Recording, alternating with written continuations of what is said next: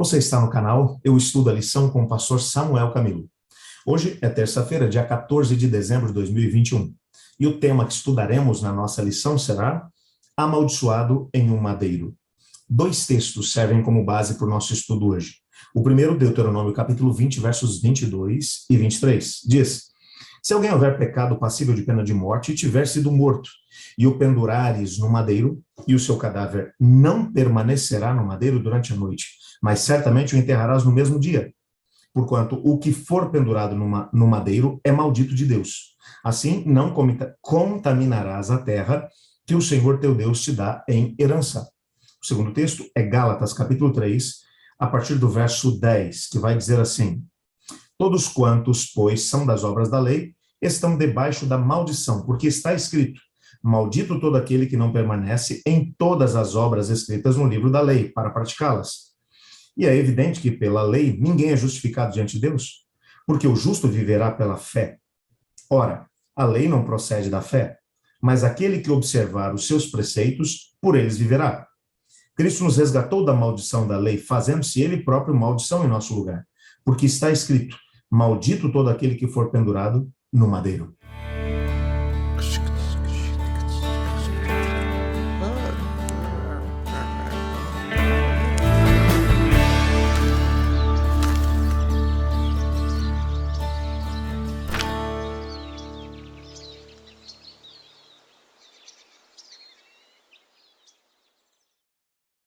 A carta que o apóstolo Paulo escreveu aos Gálatas está repleta de ensinamentos sobre a importância da graça no processo de salvação.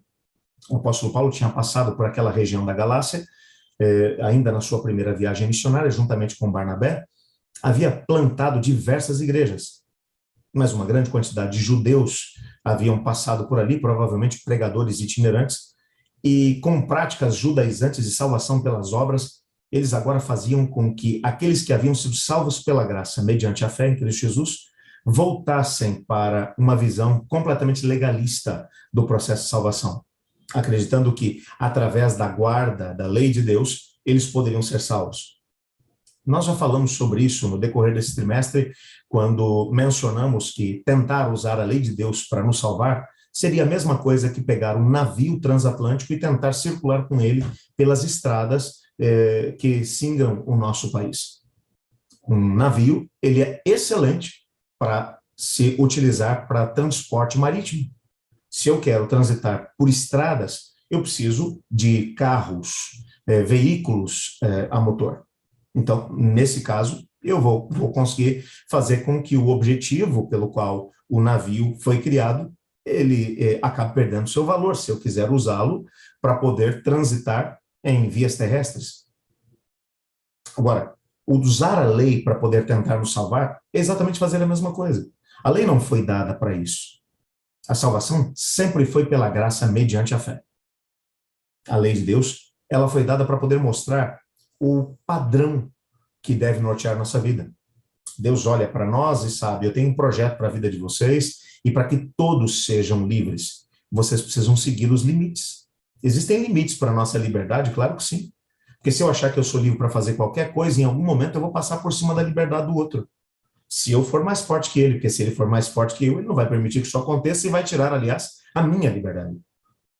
Então, para que todos sejam livres, todos precisam respeitar a liberdade um do outro. Para que isso possa acontecer, Deus estabeleceu as leis. As leis são a transcrição do caráter de Deus, uma transcrição do que Deus é. E como nós devemos ser transformados à imagem e semelhança de Deus, uma vez que fomos salvos pela graça mediante a fé, o Espírito de Deus passa a viver em nós, então ele vai escrevendo os princípios da lei de Deus no nosso coração. E vamos sendo transformados de momento em momento, de graça em graça, a mesma imagem como pelo Espírito do Senhor. É isso que a Bíblia vai dizer para a gente. Mas os Gálatas estavam vivendo realmente um momento complicado. Então agora, para tentar mostrar para eles a completa inutilidade de tentar salvar-se através das obras, mesmo as obras da lei moral, seja qualquer tipo de lei que você possa imaginar, lei moral, lei cerimonial, leis de saúde, não importa, a salvação nunca poderá ser alcançada através da guarda da lei de Deus. Por isso Paulo vai agora lançar mão da ideia que é mencionada lá em lá em Deuteronômio, mencionando que maldito será aquele que não obedecer todas as palavras da lei. Se o indivíduo quiser, de alguma maneira, alcançar a salvação pelas obras, ele precisa guardar tudo e nunca tropeçar em nenhum ponto das Escrituras. E então ele vai pegar agora uma segunda citação de Deuteronômio para poder dizer: maldito é aquele que for pendurado no madeiro. E ele vai dizer: Jesus foi pendurado no madeiro por nós, ele tornou-se maldito para poder pagar o preço exigido para que nós pudéssemos ser salvos. Então, por que agora você vai fazer força para poder ser salvo, se você já foi salvo pela graça mediante a fé em Cristo Jesus? A lei de Deus agora, ela vai ser colocada em prática na nossa vida não como um requisito para a nossa salvação, mas como uma evidência de que a salvação nos encontrou. Isso faz parte do crescimento em Cristo. Qualquer cristão ou qualquer pessoa que se tornar cristão e se disser seguidor de Cristo Jesus e continuar roubando, por exemplo, depois que se entregou a Cristo, as pessoas dirão: que tipo de cristão é você, que não vive como Cristo viveu? Você percebe que essa mudança de vida é esperada daquele que já foi alcançado pela graça mediante a fé. Não como um pré-requisito para que ele seja alcançado pela graça mediante a fé. É o poder de Deus agindo em nós que vai transformar a nossa vida. É isso que o apóstolo Paulo está dizendo. Ao usar Deuteronômio, ele vai mostrar claramente que nós somos malditos porque não somos capazes de guardar a lei de Deus. Mas que Cristo Jesus se fez maldito por nós, tomando sobre si a condenação que nos era imposta, para que nós pudéssemos ser benditos de Deus. Que grande mensagem é essa? E como devemos vivê-la na prática em nossa vida? Vamos orar para que essa possa ser a nossa realidade? Muito obrigado, Senhor Deus, por tua palavra e porque nela descobrimos que o Senhor nos ama e que tem grandes planos para a nossa vida e quer nos salvar pela graça mediante a fé.